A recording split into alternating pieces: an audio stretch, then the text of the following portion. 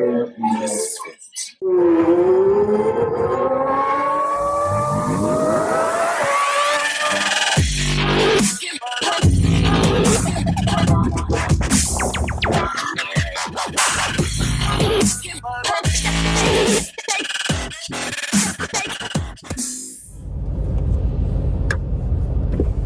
Hey, how you doing?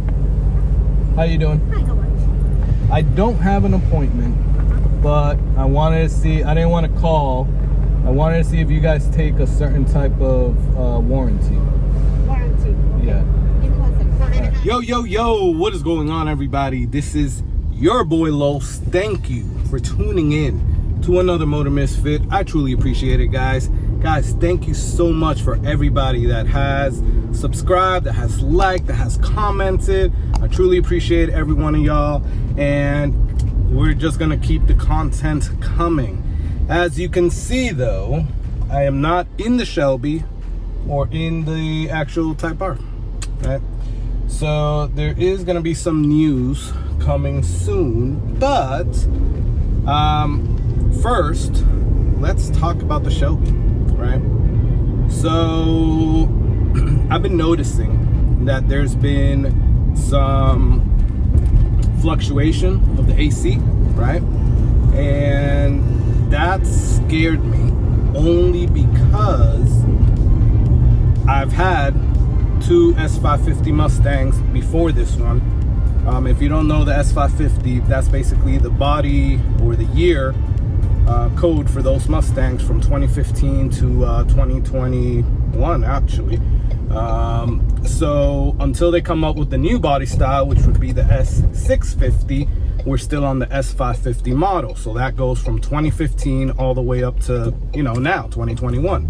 I don't think they're gonna change it in 2022, but maybe 2023 we will see the S650.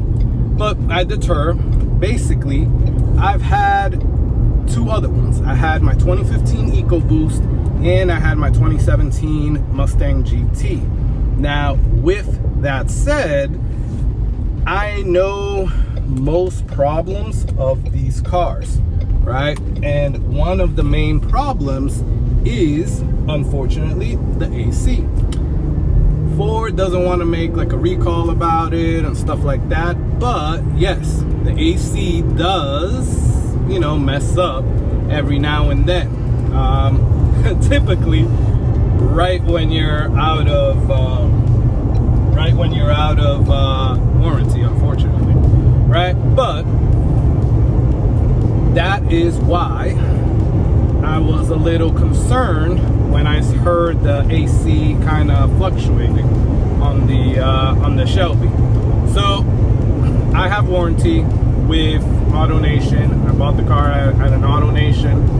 I didn't know it was an AutoNation at the beginning because it was a Mercedes dealership. But regardless of that, I have warranty limited with AutoNation. It actually expires this coming week, right? So the car has been at an AutoNation for the past week, and I'm having issues with the warranty people, which sucks. All stupid like contract stuff. So it turns out they figured out that yes, there is a problem with the AC, or we caught it early or whatever, and basically it's the evaporator. Now, I guess that the part that they sent over to the warranty said evaporator casing, but when I spoke to them, they're telling me that it's the evaporator, it's the full assembly. So at first, the insurance or the warranty didn't want to cover it because it said evaporator casing and not just evaporator. The verbiage on the warranty contract says evaporator, right? And it does say that if it's not listed there, they're not going to cover it. But it doesn't specify what evaporator it is. It's just a stupid loophole that they're finding to not have to pay for something, which sucks, but unfortunately that's what happens. Now, if I have to pay for myself out of my pocket, it's gonna be about 2,300 bucks. That's freaking crazy. The car is already apart, so they submitted it again with just saying evaporator, and they put the full assembly evaporator there for them to look at. But you know, they said there's a 50-50 chance that they'll come back and say, oh well, this doesn't say evaporator, this says evaporator assembly, so we won't cover it. So who knows? They're gonna try again, they're gonna push it through. It's the weekend right now, so we gotta wait till, you know, the beginning of the week, and we'll see what happens, quite honestly. But that is the latest with the Shelby. I also took it over there for them to check out the transmission, just because the shifter is rattling like crazy, vibrating like crazy in second gear and sometimes in third when you take it over 3,000 RPMs, which I don't think is normal, but I have seen on the forums that it is a common thing that happens. A lot of times it's just the trim that's like needs Dynamat or something. Shout out to Auto Fanatic. He actually did a video of it where, you know, he put like Dynamat on the trim there, and it took care of a lot of the rattle. My thing is that I don't think it's coming from the actual trim, like the center console. It actually vibrates the shifter, you know? So I don't think that's normal. And it definitely always does it in second gear. And it sometimes does it in third, right? So definitely want to get that checked out. Now, here's the problem though. Because of COVID, because of the car crisis, it's also affecting the service area. How is it affecting the service area? Well, it is basically backing everything up, because people are buying cars used because there's no new cars, and people are sending these used cars over to the service area, right? Now, also take into consideration that we still have the COVID around, so people are out sick. It's the summer, so people are out taking vacations. And if that wasn't enough, we also have people that don't want to go back to work. So all of that is like a cluster F-bomb, basically making it that, at least here in Florida, there's not many service techs, right? So there are service techs, but not enough to keep up with the demand of the cars that need service, if you get my gist. So at first they were trying to tell me that the car needed to stay there for 6 to 8 weeks. I'm like, are you guys crazy? Like, can't we just make the appointment and I bring it back when you guys can actually... Oh damn, there's a GT500 over there, a new GT500. I'm like, so can't we just make the appointment and I bring it to you guys? Like, why does it actually have to stay in the service bay for 6 to 8 weeks? I don't trust my car there for 6 to 8 weeks. I'm sorry. I don't care how good the dealer is or anything like that. Like, I'm not gonna leave my car there. And mind you, not saying anything against this dealership, because it was an AutoNation Ford dealer in Miami. You can do the math yourself.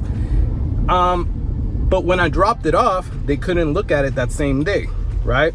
Because they had so many cars. They pulled it in the next day, but I forgot to take something out of the car. So before my Uber picked me up, I told them, I went back. You know where they parked the car? In the back of the service area, in this big field where there are other cars, right? In the sun, in the dirt. So it's like, if I leave my car there 6 to 8 weeks, that's where it's gonna stay for 6 to 8 weeks? Nah, hell no, I'm not doing that. So it wasn't this dealership that told me that, but it was like 2 or 3 other dealerships that told me that. So I was just like, no, let's scratch that idea and whatever. So they were basically telling me that because of the transmission, because I guess that's the one very problematic area that they have. They don't have transmission techs to be able to look at transmissions. And you know, I'm getting different stories from different dealerships. One dealership even told me, like, oh, we're just struggling to keep the lights on, you know? I'm like, why would you tell me this? Like, what? Like, why would you tell me that? Like, to show me that you don't have enough technicians, but then you're telling me you're so backed up. So you have the work, you just don't have the technicians. So how are you struggling to keep the lights on? I don't know. That just didn't make sense. They were just trying to push me off so that I don't take my car to service. You know, it kind of seems like nobody wanted to do the warranty work. Could be. But I started off with that because I think they should know, hey, this is a warranty and you guys need to submit a claim before, what, September 9th, September 8th, whatever the hell my warranty is up. So, yeah, right? But I don't know, whatever. I just wanted to tell you guys, give you guys an update. It's nothing wrong with the car, right? Other than the AC. So it's nothing mechanical, it's not the motor, it's not the engine. Because, you know, I'm cool with a lot of Mopar fans, Chevy fans, stuff like that. So a bunch of people were telling me you shouldn't buy that car. You should just buy yourself a Camaro ZL1 or a Hellcat or even a Scat Pack and stuff like that. So a lot of the people were telling me to do that because this is not a reliable car. So I beg to differ. I think it is a reliable car, but yeah, I mean, with any high performance vehicle, you're gonna take a risk, you know, even with a Hellcat. I'm sure Hellcats and ZL1s have their own little quirks and stuff like that, but whatever. It is what it is, guys. Just wanted to let you guys know about what is going on and what's happening. Sorry I don't have too much things today to report on, but stay tuned to a video that's about to come out because I do have some news about the Type R. So stay tuned, and yeah, I guess that's it. That's the end of the video. I'll let you guys know once I get the Shelby back, and we'll go from there. But till next time, guys, please like, comment, subscribe, click that bell icon. Please check out Motor Misfit podcast on all your podcasting platforms. And well, till the next one, guys, keep driving those cool cars.